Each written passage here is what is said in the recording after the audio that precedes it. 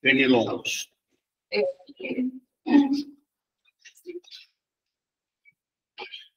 Então, vamos lá, gente. Vamos levar o nosso pensamento ao nosso Mestre Jesus, procurar serenar os nossos corpos, nossas mentes, nossos espíritos, buscando contato com os nossos amigos, aqui do nosso cantinho, da equipe responsável por essa tarefa comigo de manhã. E através desse contato amigo, abrimos também as nossas mentes para compreendermos da melhor maneira possível aquilo que for colocado e, principalmente, aplicar esses conhecimentos no nosso dia a dia, transformando a doutrina em algo prático que facilita o nosso entendimento e a nossa busca pela nossa perfeição relativa. E dessa forma, Jesus, a oração que você deixou para a gente, iniciamos a nossa participação na tarefa da manhã. Pai nosso que estás nos céus, santificado seja o vosso nome. Venha a nós o vosso reino, seja feita a vossa vontade, assim na terra como no céu. O pão nosso de cada dia dai-nos hoje, perdoai as nossas dívidas, como perdoarmos aos nossos devedores. E não nos deixeis, Senhor, cairmos em tentação, mas livrai-nos do mal. Graças a Deus. Muito bem, gente. Como eu já falei, mas caso alguém tiver chegado, o Eduardo está em Curitiba visitando a irmã e o cunhado, e somos todos nós responsáveis pelo trabalho que a gente vai. Falou bem. Não somos só nós dois, não. Todo mundo aqui é responsável, certo? Só uma coisinha antes. Peço perdão porque eu só consegui incluir a lista, aquele papelzinho amarelo mínimo lá que a Marcia passou, ontem. Eu convidei vocês ontem. Não sei se vocês receberam o convite para entrar no grupo da gente. Mandei. Só não consegui mandar para você. Acho que para... Não, você já está no grupo, porque está no grupo que eu mandei. Não, você não. Não, você... Não achou que era golpe, excluiu. Fernanda, você... Bruna, você já estava no grupo, você não convidei, tá? Então, quem não estava, gente... Lembra que mostrou uma pineal ontem? Eu também. Então, ó, vocês querem que eu inclua? Porque eu não gosto de incluir diretamente, tá? Eu posso eu mesmo incluir no grupo. É que pela LGPD, se a minha área de atuação, não é legal você incluir uma pessoa no grupo, se a pessoa saber. Mas se vocês quiserem, é só eu colocar e associar todo mundo. Sim. Tudo bem? Ok. Então, o convite está lá, mas eu coloco então que fica mais fácil. Aí, por quê? O Eduardo me passou ontem, acho, alguns textos que a Rô veio aqui no passado, vocês lembram, né? A Rô, ela mandou, tudo bem? A Rô mandou alguns textos para a gente avaliar se a gente vai fazer o tal do jogral ou não. Ainda está meio aberto, mas acho que até a semana que vem tem que decidir se nós vamos ou não vamos fazer alguma coisa. Porque estão pedindo a colaboração de todos os grupos lá atrás, quanto mais gente tiver, mais divertido fica. Né? Tá bom? Então, eu vou incluir vocês, passar o texto hoje, para todo mundo dar uma avaliada e ver se tem algum que seja mais interessante. Ela leu alguns semana passada, vamos ver se tem mais alguns. Tudo bem, gente? Então, eu incluo hoje eu incluo, prometo, e depois passo para todo mundo os textos. Tá bom? Tá gravando? Tá gravando. Hoje eu não esqueci.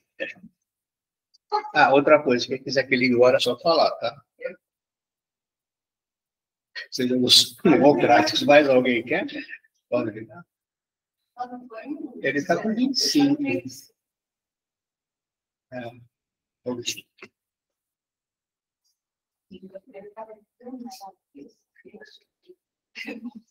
Questão 339. Estava nervoso aqui. Pronto. Sim. Ok, vamos lá então. 339. A questão que o Ulisses olha para a gente. O momento da encarnação é acompanhado de uma perturbação semelhante àquela que tem lugar na desencarnação? A resposta, muito maior e, sobretudo, mais longa. Na morte, o espírito sai da escravidão. No nascimento, entra nela. E a resposta, gente, não deixa de ser uma realidade, porque se todos nós, principalmente os espíritas, ou quem quiser, consideramos a verdadeira vida aquela que é fora do corpo, quando você volta para o corpo, é sinal de novos ensinamentos. E você já imaginar, né, tem que voltar, vai ter que usar fralda, vai ter que mamar, vai ter que fazer um monte de coisa que a gente nem lembra mais que fez, ainda bem, né? Aí você sai de uma vida mais plena em espírito, que você tem um acesso maior a muitas coisas, você voltar para um corpo. Tudo isso é maravilhoso, né, gente? A gente fala meio assim, é focoso, mas é uma realidade. Você volta para algo que vai prender o seu espírito. Sim, você vai ficar prisioneiro daquilo por um período. Período longo, não tão longo, vai depender. Mas a experiência é fundamental para que a gente melhore e cresça. Por isso que a gente costuma trocar termo assim, dentro do possível, de sofrimento, né, de punição para aprendizado. Então, a gente faz aqui na carne, aprender a conviver com uma série de percalços e felicidades relativas também, que não pode esquecer isso. Você não pode só olhar o que é, você sempre vai estar pagando tudo isso. Quanto de felicidade a gente consegue, que nem agradecer a gente lembra, né? Mas se a gente olhar na vida, a gente sabe muito mais para agradecer do que para reclamar. Alguém quer complementar? Tudo bem? É uma escravidão mesmo? Vocês concordam com isso? Vocês estão no canto hoje. Vocês estão no canto. Oh, tá bom. Claro, claro. Acho que a gente, lendo as obras de Kardec, né, e refletindo na época que foi escrita, né, o próprio Eduardo já comentou aqui, a gente vê expressões que a gente pode chamar de fortes. Né? Então, quando falar, a gente está entrando na escravidão, na verdade, é um processo natural do nosso crescimento. Né? Então, a gente... o linguajar, né, é muito ligado, né, ao linguajar católico, como o Eduardo já explicou, né, que na época, né, na França, ainda hoje, né, o catolicismo é muito forte, e também, quer dizer, a origem, né, de todos aqueles que estavam tendo contato com o espiritismo, o Kardec, né, todo mundo praticamente estava vindo do catolicismo. Então, a gente encontra expressões muito fortes, né, que os espíritos colocam, né, tem esse termo de escravidão, quando fala em punição, quando fala que Deus pune, mas é algo que a gente tem que tirar da nossa cabeça. Tem que contextualizar. Né? A vida é uma escola, tudo nós estamos aprendendo, e a gente é responsável e tem a liberdade das nossas escolhas. Se a gente escolhe, né, algo que não foi feliz, a gente vai ter que... eu estava brincando de construir um castelo de areia. Eu me virei, bati o braço, o castelo caiu. Eu vou ter que reconstruir aquele castelo. Quer dizer, é um aprendizado, né? Tudo que a gente faz, mesmo os erros. Então, a gente tem que entender e aprender com tudo. Então, escravidão é um termo muito forte, mas é uma necessidade nossa para a gente conhecer o quê? As leis de Deus. Né? Como funciona e entender na prática, na hora que a gente está atuando no material, ter essas experiências, as oportunidades, e muitas vezes está refazendo aquele castelo de areia que a gente derrubou. Okay? O exemplo que eu costumo usar você tem uma linha esticada, que seria a lei divina. Se você fizer aquilo, a peteleca, ela vai, né? Você tem que colocar ela reta de novo. Não existe italiano, não é porque foi daquele jeito que você causou algo nessa linha que você tem que ressarcir daquela forma. Não. A própria providência vai providenciar, vou colocar assim, que você se adeque novamente à lei divina por experiências. É muito importante isso. Não é aquilo que parece quando você fala castigo, né? Não é, gente. É tudo aprendizado. É fácil? Não é. Traz sofrimento, sem dúvida. A gente sofre em relação às situações.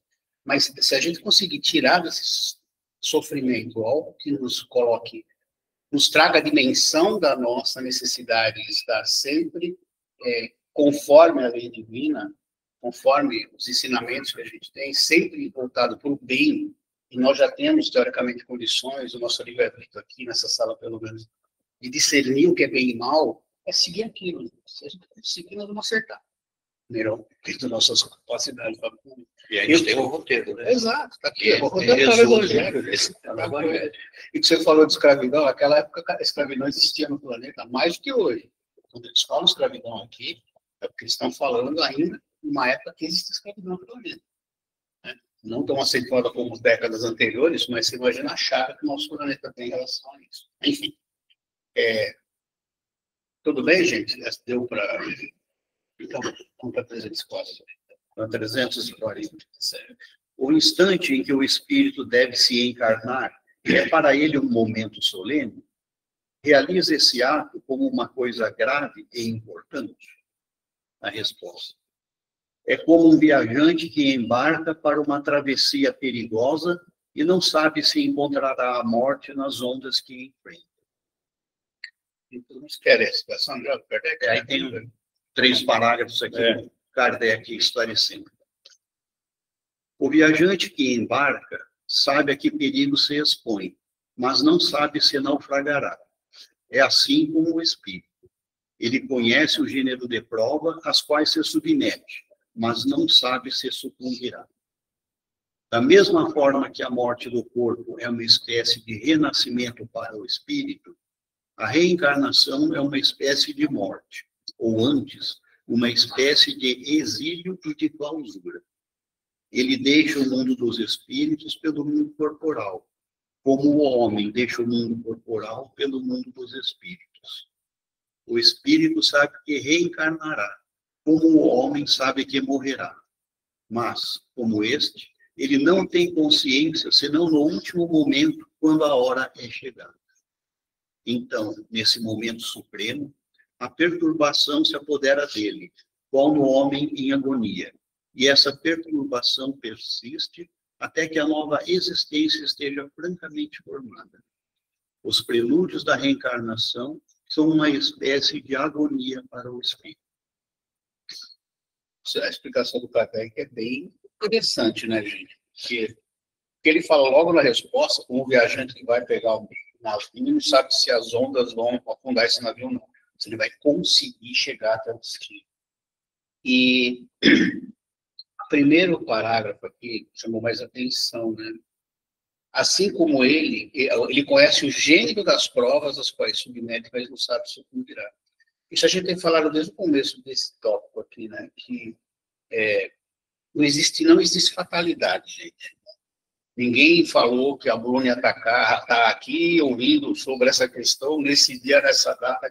Não existe isso. Existem espinhas dorsais, assim. Então, você consegue, desde que a gente esteja nesse patamar, falar, olha, o meu mentor, eu preciso acertar algumas coisas que não foram acertadas, ou eu fiz na outra encarnação, e preciso colocar a linha reta de novo.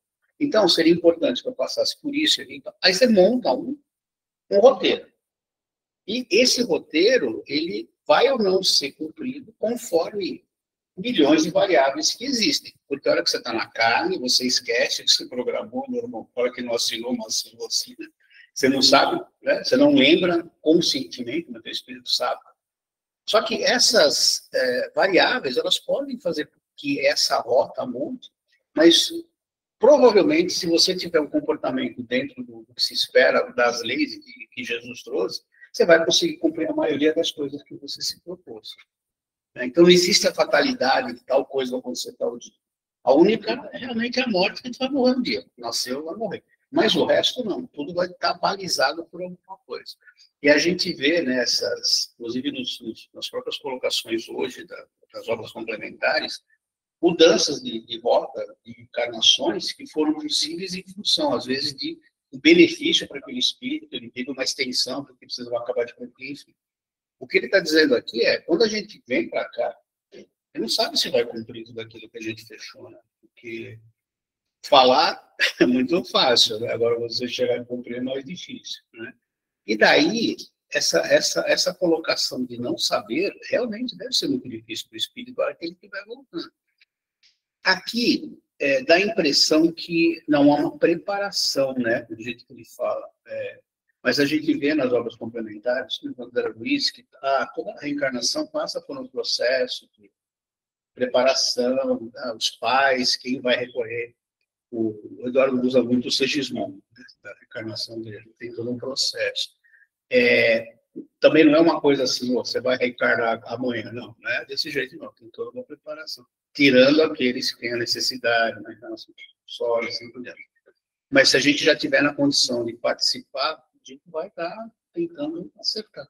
Então, é um momento solene, como ele coloca aqui. Eu acho que deve ser, na minha opinião. Você sabe que você está voltando para recomeçar e ter uma nova experiência e aprender mais. Talvez para outros não seja tão empolgante assim. Né? O prelúdio da reencarnação, a harmonia com o É. espírito, né? A gente tem muito trabalho de isso. Ah, não quero reencarnar. Quero. Não vem falando isso, eu não quero reencarnar. Eu também. Você também não, você também quer trabalhar. Não precisa nem morrer, né? Não precisa nem morrer. Trabalhando mediúnico não é importante. Deve ser mesmo, mas você vai ficar aprisionado naquele corpo, sei lá. Uma vez nós participamos no Alvorada, do menino lá que fez a palestra, sobre uma reencarnação. Não sei se esqueci o nome dele, ele é famoso, né? Ele veio falar, Orson Peter Carrara. Eu estava todo mundo sentado aqui, aí ele falou, vamos simular uma reencarnação. Eu fui o reencarnante, ele me chamou lá. Aí escolhe os pais. Aí, né? Não, será que eles vão aceitar? Começa aquela brincadeira. Bom, quem vão ser os professores, quem vão ser os tios, quem vão ser os avós, e, né, de repente tinha 3 sentados lá atrás, todo o resto lá na frente. Então ele mostrou que uma reencarnação é um processo assim, tem todo um planejamento. Não é assim, eu vou nascer amanhã, não. Tem todo um planejamento que envolve muitas outras pessoas, muitos outros espíritos que participam daquilo. Então, isso nos leva ao quê? A agradecer todo dia aos nossos pais que permitiram que a gente voltasse, né? E de estarmos encarnados. Que, estatisticamente, hoje, voltar não está fácil. Né? Você vê a idade fértil das mulheres, aquelas que querem ter filhos, aquelas que... os homens, juntando tudo. Quando você pega e vai afunilando, você vai ver que voltar não é muito fácil, não. A gente vê muita gente nascendo, mas pode apostar que tem muito mais gente querendo nascer que não está podendo. Então é importante que a gente sempre agradeça. Esse monte de gente, de onde saiu? Que monte de gente? Não, porque até eu pelo menos eu lembro, antigamente, eu sou de 61, não tinha tanta gente que tem hoje. Hoje, antes eu saía da minha casa para ir trabalhar às 7h30, tranquilo. Hoje eu saio de casa, eu não chego. Quantos reencarnaram? É por causa das guerras que acabou. Não, a necessidade de voltar mesmo. Não, mas da onde ele era? Muitos vieram de planeta. Nós só falamos de onde eles vieram. É tudo daqui? Ó, gente, vamos fazer a conta que o Emmanuel fala para nós. 6 desencarnados para cada encarnado. Quantos encarnados tem no planeta hoje? Encarnados. 8 bilhões. Multiplica por 6, você vê o mundo que tem fora daqui. 48 bilhões fora da conta do Emmanuel. Não sou eu que estou falando, não. Ele falou, o cara não mata o mensageiro. Descontando que a informação é de alguns anos atrás, se fossem 5 bilhões, 6 vezes 5, 30. Então, a população, né, a gente vê isso em algumas obras, a população espiritual da Terra está na casa dos 30 bilhões de almas. Tem 8 bilhões só hoje encarnados. Então, quer dizer, tem... Na Terra, estou nem falando aqui. Nem estou falando da Terra, que está esperando voltar. Fecha aqui, ó. É muita... Não, você vê que é muita gente. Eu acho assim, eu acho que teve esse povo de gente que acabaram aquelas guerras, principalmente eu vim logo depois da Segunda Guerra Mundial, aí tem muita gente. Nós somos baby boomers também, Marcelo. Todo cuidado, no plano espiritual, essas pessoas precisam se alimentar, comer e viver, não, os recursos são mais. Tudo faz parte, né? Porque o planeta pode comportar mais gente. No passado, para existência, ele plano para as pessoas então, a partir daí. Não, tem todo, por isso que eu estava falando, é tudo um processo muito bem engendrado, porque se começar a colocar gente para morrer de fome, não faz sentido, né? Então, tudo está correndo do mesmo jeito. Está podendo comportar mais gente? Legal. Nascem mais pessoas. Mas, apesar disso, deve ter norma. Você imagina pegar, vai hoje, que seja 40 bilhões, gente. 40 bilhões de espíritos que potencialmente poderiam reencarnar. Você vê a quantidade de gente. Eu não conseguiria absorver tudo isso. 4 bilhões de pessoas na parte habitando. Exatamente. Essa Tem toda uma Mas organização. é bonito a gente ver também, né, a própria evolução da humanidade. Eu vi outro dia, né, um cientista, não sei se estiver comentando, né? Na Idade da Pedra, quer dizer, a idade média de vida era de 30 anos. No meio do século acho que 19, não muito tempo, essa média de vida era de 35 anos. Quer dizer, levou milhares de anos para aumentar 5 anos a média de vida. Hoje, qual que é a média de vida? 80 e alguma coisa? 70? No Brasil tem 72. É muito da evolução do próprio conhecimento do homem, da evolução da medicina, da ciência, a questão de conseguir produção de alimento para a humanidade toda. Então, isso faz parte do desenvolvimento nosso também. A gente tem que crescer moralmente e intelectualmente. O intelecto, a gente sabe que está bem desenvolvido, por tudo que a humanidade já atingiu, né? Tanto para o bem quanto para o mal. Mas tudo pode ser voltado para o bem. É a questão do desenvolvimento moral. Hoje em dia, a pessoa morre com 98 anos, aí dá aquela notícia comigo, mas a família não informou do que foi. Gente, 98 anos vai morrer do quê? Tanto faz. Vai morrer do quê? 98 anos vai mesmo. Né? Então, E como está tudo ligado, né? A média do Brasil acho que é 72,5, acho, uma coisa assim. Subiu muito aqui também. Mas é o que vocês estavam falando, a tecnologia permite isso. E a espiritualidade não ia ser... não iria permitir irresponsável de permitir um desencarne maior, um encarne maior, se o planeta não tivesse condição de suportar. Né? Não é que nem a gente planeja, não é que nem a gente, eles têm o bom senso de evitar. Né? O planeta, dentro do que a gente vê em estudos, poderia suportar até muito mais gente que tem hoje. Mas existe todo esse problema de distribuição de alimentos, um monte de desperdício, tem tudo isso. Um dia, tudo isso deixar de existir, teoricamente, você já pode ter mais habitantes no planeta. Isso é uma questão de lógica. Hoje temos 8 bilhões e meio, talvez daqui 500 anos, se o planeta ainda existir, você vai para mais 1 bilhão. é interessante que coisas pontuais mudam tudo, né? Na fazer a média de Sim, a quantidade de pessoas. tudo caiu. Então, assim, foi bem bom. Aí você vê que pode subir de novo. Muito bem. Mais alguém quer acrescentar alguma coisa? Está contente com a encarnação? Está agradecendo os pais? Vamos ficar, né? Até aqui dentro. Ficou dúvida alguma coisa? Né? Do que a gente falou aqui, um que dá às vezes viajada no texto assim, mas ficou claro o que você falou aqui, tranquilo, todo mundo. Eu fiquei pensando aqui hoje, quando ele fala na perturbação, né? Isso. Quando eles falam do planejamento, tá com medo, não se está sendo concluído ou não.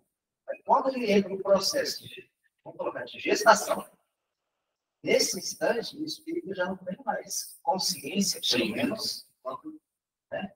Porque senão ele não também não pode, Sim. né? Ele precisa passar por esse estado de perturbação que eu falei, espécie de um desmaio, espécie de Adormecer. torpor, uma coisa assim, né? Para ele poder atravessar esses 9 meses aí, comigo, né?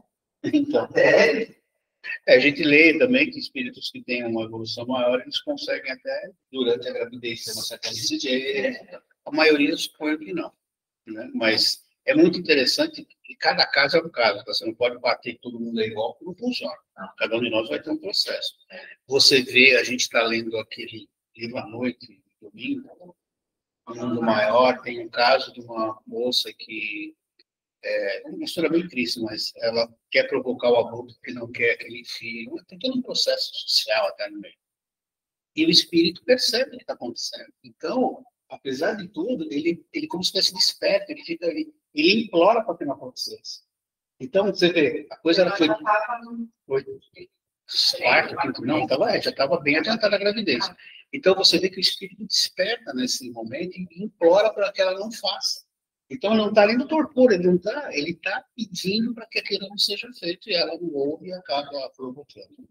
Então, você vê, não é todos que ficam o tempo todo adormecidos, né?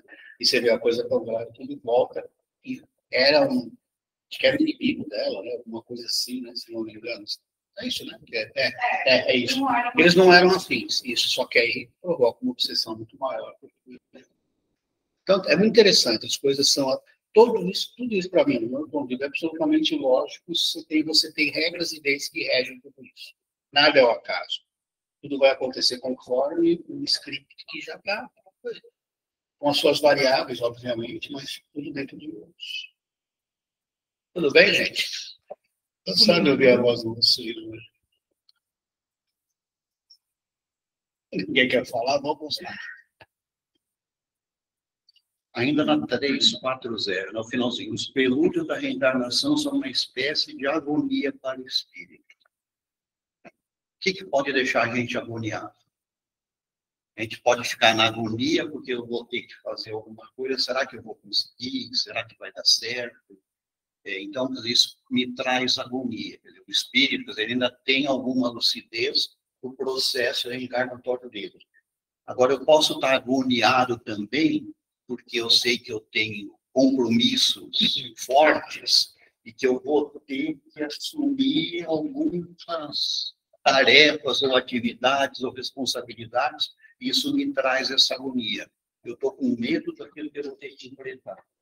Então, quer dizer, estar agoniado, quer dizer, eu posso estar agoniado porque eu quero fazer, que venha, não sei o quê. Nossa, eu fiz tanta coisa que não estava certo e agora eu vou ter que enfrentar. Eu prefiro não reencarnar. Então, o que acontece? É a mesma agonia da pré-morte, né? Porque você vai ter que voltar, você vai ter que dar aquela capa. Exatamente. Se justificar, né? Então, eu acho que é a mesma agonia. E é muito difícil que a gente, numa encarnação, consiga cumprir, você nem sabe o que é, obviamente, mas ser o probo suficiente para chegar lá e então falar, olha, eu sou completista, como o Chico. A gente sabe que a gente vai ter que prestar conta. Isso é fácil. Né? Então, Principalmente quem não tem esse tipo de conhecimento. Porque com o tempo, com as guerras, eu, por exemplo, achava que o mundo ia acabar rapidinho. Depois que eu fiz o catecismo, foi uma cadeira, eu estou com 30 anos, cadê aqui no meio? E agora eu fiquei sabendo que tem mais um século pela frente. Então, a pessoa, quando Jesus disse que voltaria, as pessoas acham que é Jesus que vai voltar, não o Consolador. E como Jesus, aí as pessoas foram relaxando, foram achando o lado mais fácil, melhor, né, para conhecer. Então, eu acho que isso também é complicado. Porque ele vai voltar. Já está claro que não, mas não é ele voltar, é você manter. Exatamente. Porque A maioria não sabe. Ele não aceita. Eu tenho um filho que foi evangelizado aqui. Ele não aceita nem começar, ele vira projeto e não tem. então, essa volta de Jesus também foi uma colocação do ponto de vista da época. Se Jesus quiser voltar, ele volta naquele que tanto faz, tá? Não, eu acho que ele nem foi embora, né? Não estou dizendo assim, como espírito, se quiser voltar. Ele volta quando ele quiser, isso não dá nem para a gente imaginar nada aqui, né? Mas essa volta dele, eu tenho comigo como algo que mudaria o comportamento moral da humanidade. Né? Se a gente for olhar as religiões seculares, elas não trouxeram isso. Elas mantêm as mesmas diretrizes de, sei lá, quantos séculos, né? A interpretação que deram ao que Jesus trouxe da forma deles. Quando vem o Espiritismo, em 1857, ele traz exatamente, peguem o livro, vocês vão ver, ele traz exatamente o que Jesus colocou, que é o Consolador, porque ele vem explicar coisas, Jesus disse lá, que não dava para explicar na época. Então, se a gente for olhar tecnicamente, a doutrina trouxe seria a mensagem do Consolador prometido. Só que é uma mensagem que não conseguiu atingir muitas pessoas como deveria, em função de uma série de variáveis que nós tivemos. As guerras mundiais, polarização do planeta, enfim, tudo aquilo. Mas se a gente olhar, é isso aqui. Só que isso aqui, do ponto de vista Não é uma coisa simples de você introjetar, de você colocar isso na sua vida. Porque a partir do momento que você é responsável pelos seus atos, muda tudo. Eu vou ter que pensar em tudo que eu vou fazer, eu vou ter que pensar em tudo que eu falar, eu vou ter que pensar em tudo que eu estiver promovendo para o meu próximo. Sim. Se você pega uma religião secular, isso aí não tem essa relevância. Né? Então fica tudo muito mais fácil, como você falou. Daí vem de novo e lá Jesus está lá. A porta estreita, a porta larga. A última mais fácil passar na larga. Por quê? Porque na larga, todos esses afrouxamentos morais, vamos por assim, são permitidos. E na porta estreita não. Você tem que buscar ser melhor, você tem que buscar tudo aquilo que a gente vê. Né? Mas a doutrina não atingiu, entendo, o que ela poderia ter atingido, porque ela é realmente revolucionária, ela muda o conceito moral da gente. Só que, né, é interessante que quando a gente vê as mensagens, principalmente da época do Kardec, é todo mundo muito otimista, né? Não, o mundo todo vai mudar, teremos muito mais. Não aconteceu isso ainda. Né? Eu espero que aconteça, porque tem que ter alguma coisa assim. E se você vê, repete-se. Deus esperava o Messias que chegasse a espada, matando todo mundo, resolvendo, ganhando o amor que seria deles. Aí veio Jesus. Para eles, não, até hoje, não significa. Aí os cristãos estão esperando a volta. Ele mandou o Consolador. Só que o Consolador, você tem que assumir as responsabilidades. Então, o negócio é mais ou menos cíclico. Quem sabe, né? Ontem eu vi uma plaquinha, desculpa, é que eu pergunto a exato. Eu não vou falar a palavra, tá? Mas tá Neandertal, o Homo erectus e um homem nosso voltando e falando, ó, volta que não deu certo. Só que ele não fala isso. Eu achei muito legal. É bem mesmo, né? Volta que não deu muito certo, eu achei ótimo. É isso, né? Mas a gente não pode perder a esperança que vai haver regeneração. Se a gente não tiver nessa encarnação, provavelmente não estaremos. No mesmo plano espiritual, o planeta obrigatoriamente vai progredir. Não é o planeta físico, é a humanidade que estiver encarnada nele, que vai fazer. Tudo isso daí vai acontecer. Só que a gente não pode fechar que daqui 20, 30 anos isso vai aqui, né? A gente vem num processo de mudança de muito tempo. Mas as mudanças do bem ainda não são visíveis, porque o mal ainda faz mais barulho. Mas a gente está progredindo. Vai chegar um mal, só que não dá para fechar, né? Vai ser agora. Tem muita teoria de conspiração. A gente vai chegar sim, mas depende da nossa colaboração no que a gente fizer, como pessoas físicas, ao nosso redor, para ir promovendo alguma coisa que faça o planeta melhorar. Ah, mas eu sou sozinho. Mas se você tratar bem as pessoas ao seu lado, se as pessoas usarem você de exemplo, tratarem outras pessoas também bem, e assim, você vai, cara. Toma justamente. E não é pela palavra, é pelo exemplo. Né? E nós, espíritas, somos muito cobrados nisso. Ah, você é espírita, por que você fez isso? O cara nem sabe o que é espiritismo, mas tem essas coisas. Então, vamos procurar, né, fazer o melhor possível. Que a gente puder, nós vamos estar ajudando o mundo a melhorar. Falei muito hoje. Eu estou tendo Eduardo. Falando muito. A cadeira aí. A cadeira, acho que a cadeira. Devia trocar a cadeira. Pergunta 341. A incerteza que se encontra o espírito sobre os eventuais sucessos nas provas que vai suportar na vida é para ele uma causa de ansiedade antes da encarnação? Resposta: uma ansiedade bem grande, visto que as provas de sua existência retardarão ou acelerarão seu progresso, conforme as suporte bem ou mal. Autoexplicativo, gente? Falamos disso até agora, né? Tudo bem? Pode continuar? Então, vamos lá. 342. No momento da reencarnação, o espírito está acompanhado por outros espíritos, de seus amigos, que vêm assistir a sua partida do mundo espírita, como o vem receber quando para lá retorna? A resposta: isso depende da esfera que o espírito habita. Se está nas esferas onde reina a afeição, os espíritos que o amam o acompanham até o último momento, encorajam-no e, frequentemente, o seguem durante a vida. Interessante, né? André Luiz, o Eduardo lembra nos livros. Eu lembro o pecado, eu lembro o pecador, uma coisa assim que fala. Tem um, acho que é no nosso lar, hein, que aparece a mãe do Lícer, não é? Que ela está indo para o departamento de reencarnação, então ela está acompanhada das pessoas, né? Por isso que ele fala, depende de que ponto você tiver da escala evolutiva, obviamente, né? Mas olha que interessante, a gente vê em livros que as encarnações são acompanhadas durante... Você tem equipes espirituais no quarto, na reencarnação, promovendo. Ou seja, teoricamente, se a gente tiver num processo evolutivo dentro das capacidades do planeta, teoricamente alguém vai estar acompanhando. Acho que é uma esperança isso também do espírito. Né? Por isso que ele fala que depende da esfera que o espírito habita.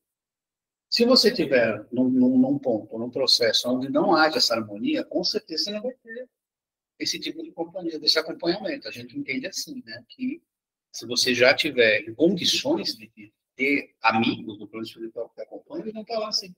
Por que não? Certeza que não está lá e vai te dar força. E você está lá, não vou, não vou, não. Eu no meu, vai comigo. O nosso lar 2, lá, o funcionário, tem uma parte muito interessante, né? O grupo dele era muito maior, né? O grupo que veio, o principal, que ficou, ele ficou todo responsável pela casa espírita, ele falou que se não tiver, foram 30 anos de planejamento, aquele grupo todo. Então, se não der certo, antes que eu me complique mais, me tire antes, foi que eu disse que ele morreu mais cedo. Depois, eu achei bastante interessante isso, e mesmo assim, porque ele é o que era mais consciente, ele ficou como mentor na casa espírita. Aqui você verá, não imagina muitas vezes o que é todo esse processo. É um grupo que se preparou durante 30 anos sem saber se ia dar certo. Né? Olha só. Né? Então, assim, todo o planejamento que existe numa... Né? Imagina a reencarnação de um grupo que viria montar essa casa. Né? Imagina só como foi o planejamento disso. Não só que mais lá, porque todos eles deveriam estar acompanhados, uma equipe espiritual responsável pela parte espiritual da casa, de uma forma que todos se encontrassem, poderiam ter nascido em países diferentes, mas olha só, você chegar e montar uma casa desse tamanho, né? Então, olha o planejamento que foi feito lá. Mas mesmo assim, não tendo a certeza que daria certo.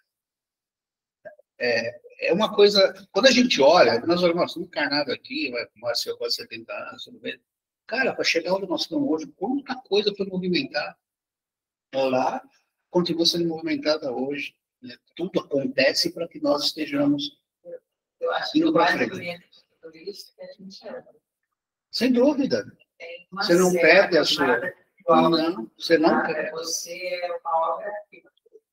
Muitas identidades, mas uma individualidade. Não pode esquecer isso. E todas essas identidades fazem parte da gente hoje e vão fazer parte sempre. Por isso que é o conceito de homem velho é meio complicado, porque fala, tem que expulsar o homem velho. Você é o homem velho. Dê o braço para ele, siga, porque você aprendeu muito com ele e você está ensinando ele a deixar de ser. Nós somos o homem velho. Como é que você não dá para você separar? Vou tirar uma parte minha? Não tem. Você falou, somos individuais. Isso, exatamente.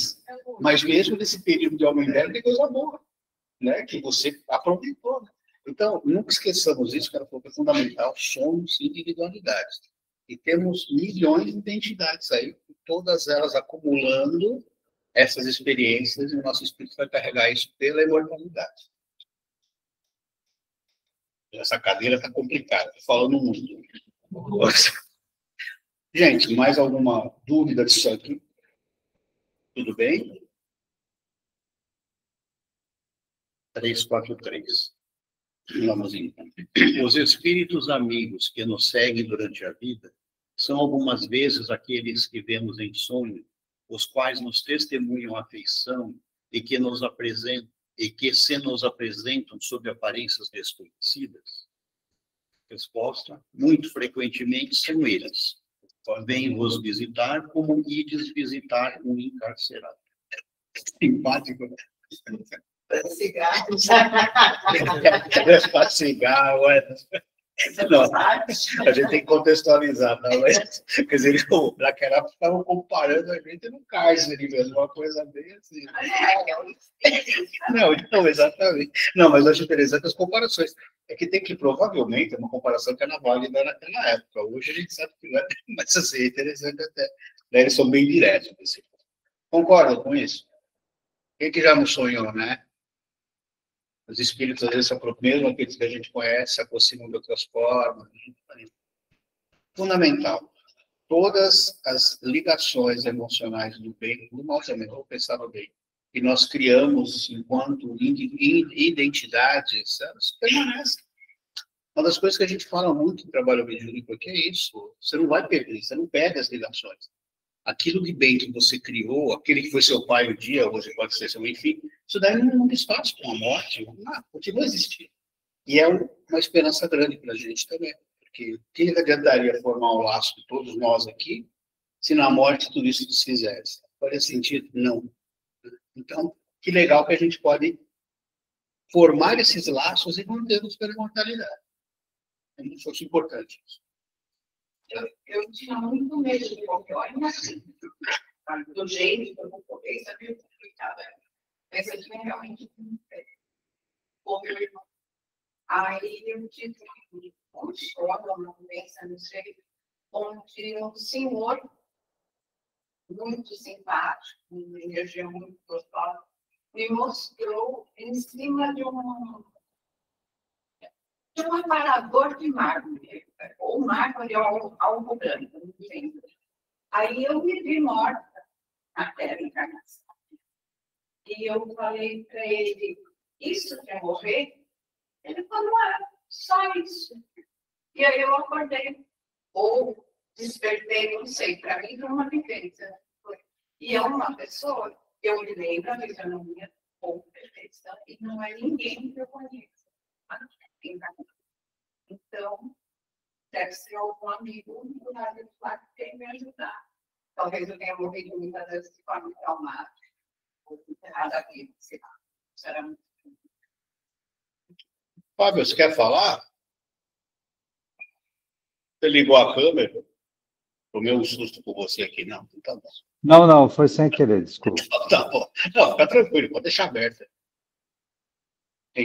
Tudo bem, gente? Essa parte que nós lemos agora foi Prelúdio do Retorno. Agora a gente vai passar, dá para ler pelo menos mais uma, né? União da alma e do corpo e amor. São assuntos, principalmente amor, é um assunto polêmico, mas a gente vai ver o que a doutrina espírita nos traz. Vamos lá, então? 344. Em que momento a alma se une ao corpo? A resposta. A união começa na concepção, mas não se completa senão no momento do nascimento. Desde o momento da concepção, o espírito designado para habitar tal corpo, a ele se liga por um laço fluídico que vai se apertando cada vez mais até que a criança nasce. O grito que se escapa, então, da criança anuncia que ela se conta entre os vivos e servidores de Deus. Poético, não? Cara, aquela respira. Cheguei. Você bate ainda, tá chorando? E um abolido bater na criança para chorar, não sei se ainda bate. Não bate mais. Já sai chorando. Pô, eu já estou aqui de novo. O que eu estou fazendo aqui, né? Deve ser mais ou menos isso. Bom, a explicação está aqui, na área da concepção. Depois a gente vai ver, existem outras obras colocando que existem minúcias aí, né? Como acontece com a primeira explicação da célula aí. Mas a reencarnação mesmo, ela só se completa numa idade maior. Né? O espírito, ele é senhor do seu corpo. Acho que quantos anos que eu falo? 21? Não, 21 no total. Se me engano, os primeiros 7.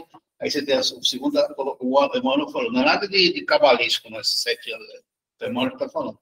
São ciclos, e parece que aos 21 você vai estar, você é realmente dono do seu corpo. Você tem todo esse processo, sua encarnação, isso. Aí você está. Então, são ciclos. Até vou procurar o livro, porque é Por interessante. isso que é 7, eu acho que agora você vem pronto. Isso. Aí, aos 14, o seu conhecimento que você trouxe, mas o conhecimento que você adquiriu começa a entrar em conflito, é o adolescente, 14 anos, e 21. Você já está saindo da Aí, o 21 puberdade. é onde Você falou 7, é quando... exatamente, aí sim, até os 7 você tem mais contato com o lado de lá que o lado de cá. Né? Aí o Mano fala, depois disso, até os 14, e aos 21, né? Ou seja, ele só reencarnou aos 21, tá? Cadeira, né, gente? Oi, desculpa. Exatamente, pode tirar 21 anos da idade de cada um, que já fica melhor. O corpo não sabe disso. Aliás, ele sabe, né? Eu perguntei para o meu ginecologista como que ele sabe que eu fiz 40 anos, porque começou em comecei na matéria, e não é excepcional isso. Ninguém fala nada, vocês não sabem, você sabe o que está mudando, mas aí você está entrando no climatério, que é uma nova fase da mulher. E como que o seu organismo sabe que você tem exatamente 40 anos? É legal. Perfeito. Perfeito. Mas, enfim, sobre isso aqui, tem alguma dúvida? Porque eu acho muito importante a gente saber como que a coisa acontece. Vai ter? Mas, tudo bem, gente? Isso aqui é claro para todo mundo, agora da concepção, né? Tem a ligação, aí vai crescendo. O espírito, vem já o perispírito, o espírito vai adequando as coisas, vai. Isso é claro. Você fala mais coisa. Isso é claro. O Eduardo já comentou algumas vezes com a gente essa ligação, né, do perispírito, né, com o corpo novo, ele vai sendo célula a célula, né, ou molécula a molécula. Então, quer dizer, que vai acontecendo, né, no momento da concepção, ao longo da gestação. Então, vai vendo essa ligação, né, do perispírito com o corpo que está ali se formando. A hora que nasce a criança, quer dizer, ela está entre os vivos, ele começou a respirar, então está realmente entre os vivos. Mas como já comentou aqui, né, a gente sabe que a criança, né, ela ainda está percebendo melhor, né, o mundo espiritual, o mundo material, isso aos poucos tem que dar atenção. Eu achei interessante a colocação que a Rosana fez, né, essa questão, né, até os 7 anos é criança, quer dizer, está absorvendo tudo da encarnação nova. Então, quer dizer, o exemplo dos pais, né? Os pais estão ensinando. Que até o 7. A hora que chega na adolescência, quer dizer, começa a florar, quer dizer, tudo aquilo, quer dizer, o homem antigo, como o Renato falou. Todas as nossas experiências, apesar de a gente não lembrar na cabeça, mas, quer dizer, está no nosso sentimento, está nos influenciando. Então, começa esse conflito. Os hormônios ajudando ainda. Começa esse conflito. Né, na adolescência. Aí, nos 21, quer dizer, aí ele se posicionou. Então, quer dizer, eu tenho meu livre-arbítrio, quer dizer, eu me posicionei, eu vou seguir a minha tendência, aquilo que é o meu homem antigo, vou me deixar levar, ou eu vou aproveitar também tudo aquilo que eu aprendi, os exemplos que eu recebi dos pais, dos familiares, da escola, e vou me modificar. Aos 21, quer dizer, eu tenho plena consciência de mim mesmo. Tipo assim, são números bonitos, né? Eu, particularmente, acho que não é exatamente isso. Não tem um número certo. E depende de cada espírito também, né? Da evolução de cada um. Mas, na média, né, a grande maioria, deve ser por aí. Ele, obviamente, como ele mesmo fala, cada um de nós teve um processo nessa encarnação, pode ter outro. Mas é interessante a gente definir. Existem momentos que a gente está assumindo. Até o 7, né, da educação, então, quando você coloca, até o 7 que os pais conseguem educar os filhos, como é que é? Não lembro, alguma coisa. 2? Passou, não lembro, passou dos 2 anos, acabou. Tá? Seriado, também, eu não me lembro do título, mas era meu filho reencarnado, alguma coisa. E teve um caso particular que me chamou muita atenção, que eles levavam a criança até o momento que falava que tinha bebido, E quem contava era bem interessante. bacana. E teve um menino, que eu vi mais me chamou a atenção, ele chorava de madrugada. E os pais não tinham mais o que fazer. O jeito era chegar, abraçar, acordar ele. E quando ele se tornou maior, ele contou que ele tinha sido, acho que, um piloto de avião em uma guerra, não me lembro como era exatamente, e ele morreu, ele foi abatido, alguma coisa assim. E ele sonhava com isso quando ele era bebê. Então, só quando ele se tornou um pouco maior, que ele conseguiu expressar o sonho dele, é que começou todo o processo, aí todo o tratamento, e ele melhorou. Mas, ó, desde bebê, ele trazia aquilo, né? Era tão maneiro. Eu não lembro o nome. Seriado foi interessante, porque acho que não passa. Não passa mais.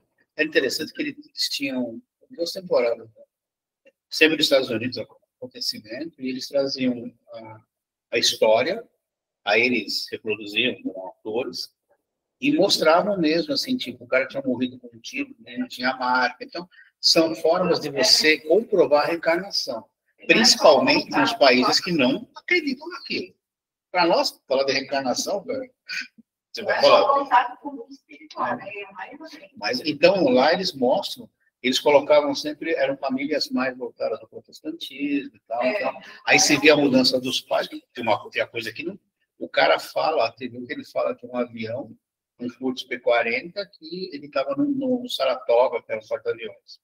Aí o cara fala, não tinha Furtus P-40 no Saratoga. Mas também tinha. Aí ele vai pesquisar e descobre que tinha P-40, na determinada época da guerra, tinha aquele avião, aquele porta-aviões. Quer dizer, nem o cara sabia. E o menino contou. Então você vai linkando, é muito legal nesse ponto, você vê.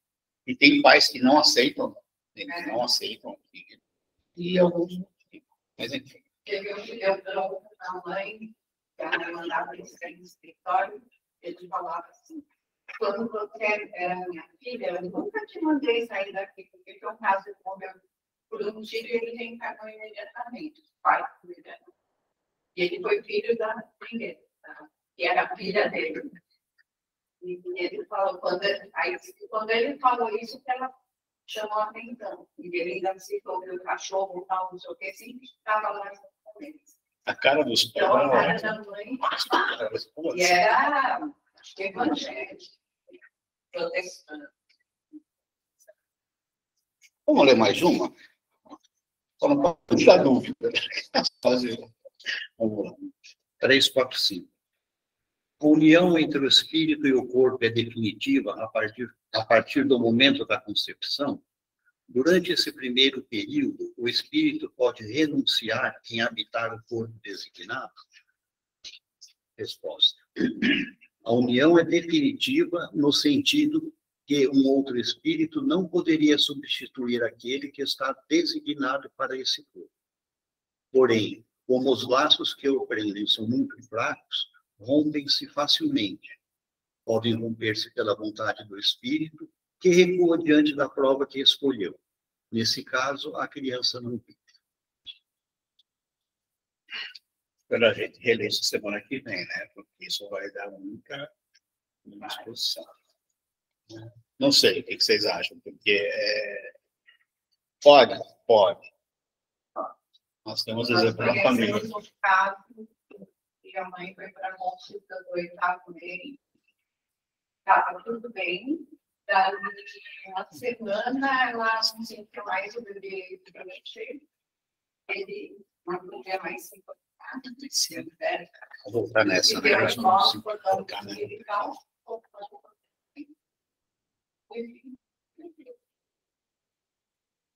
A gente acha que a culpa é de Deus, né? Não, a gente qualquer coisa é culpa dele. Ela tem informação. E ele fez isso. Nossa, fez. E todas as consequências que isso pode trazer, né, gente? E a gente acha isso só uma série de outras coisas.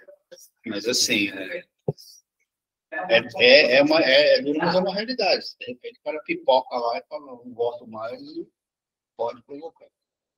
Isso vai trazer em consequências, A gente pode inferir várias aqui. Só pegar, dá para fazer um livro espírita, só o que pode acontecer. Mas, não pode haver decisão, infelizmente. O que se sabe que não é comum, não deveria acontecer, um outro espírito vir e romper esse laço do nada. Isso não acontece. Né? Senão, os obsessores fariam a festa. Viveriam com uma tesourinha, né? Aí não vai voltar, acordou, é assim. Né? Mas o próprio espírito pode decidir. Bom, assunto interessante. Ficou alguma dúvida? Várias, né? Aí a gente vai todas, aí depois a gente vai tirando. Então, tá bom. Então, alguém gostaria de fazer oração de encerramento? É tão legal quando eu falo isso, todo mundo assim. Já reparou, baixa a cabeça. Assim. Você gostaria? Você gostaria, Ulisses? Já fiz várias coisas. Ninguém quer? Então tá bom, vamos lá. Eu farei sim. Então, mais uma vez, agradecendo por mais essa oportunidade de contato com os amigos do plano espiritual que estudaram com a gente, aqueles responsáveis por essa tarefa, que nos ampararam, que nos inspiraram a todos nós durante as nossas trocas de ideias. Agradecendo a Jesus por permitir que isso acontecesse, agradecer a Deus, nosso Pai, por tudo que recebemos, por tudo que somos, por tudo aquilo que necessitamos e continuamos necessitando nas nossas encarnações. Damos por encerrada a nossa participação na tarefa da noite, do dia, pedindo que os nossos lares sejam sempre abençoados. Graças a Deus. Por isso que eu faço oração de noite, né? É isso. Certo, gente? Ó, eu vou incluir todo mundo no grupo e passar o negócio lá, tá? Aí, no grupo, vocês decidam se vai ter jogral ou não vai. Vocês foram pesquisar o que é jogral no Google, né? Tchau, Fábio. Obrigado, hein? Tchau, Miroslava. Tchau, Maria Lúcia. Tchau, bom final de semana. Tchau.